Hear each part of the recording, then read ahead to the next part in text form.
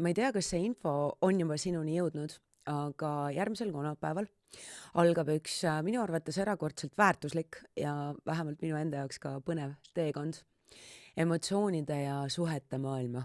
Ehk siis tegemist ei ole lihtsalt sellise human design koolitusega, kus me räägime emotsionaalkeskusest ja selle kvaliteetidest, küll aga me räägime emotsionaalkeskusest ja selle kvaliteetidest ja emotsionaalsest ärevusest, emotsionaalsetest ihadest, emotsionaalsetest triggeritest.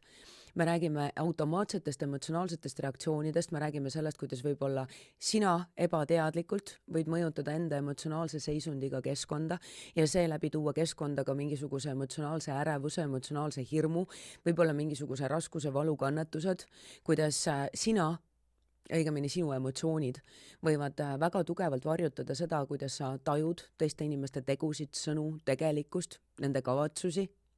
Ja päris kindlasti ma tahan rõhku pöörata ka avatud emotsioonidele ehk siis sellisele emotsionaalsele empaatiale ja sellele, kui raske vahetevahel on öelda ei. Et kui palju me tegelikult teeme, siin räägib nüüd sakraalne tüüp on ju, aga et kui palju me tegelikult koormame ennast ja kui palju me oleme valmis minema kas või iseendaga väga vastuollu, lihtsalt selleks, et mitte põhjustada emotsionaalset pahameelt kellelegi teisele, et me peaks tegelema kellegi teise mingisuguse emotsionaalse reaktsiooniga. Et kui sulle vähegi tundub, et emotsioonid mängivad sinu suhetes suurt rolli ja seda mitte edasiviival, mitte sellisel armastaval, soojust, lähedust ja tõelist intiimsust looval moel, siis viska pilk peale. Äkki see teekond võib luua sulle ka väärtust.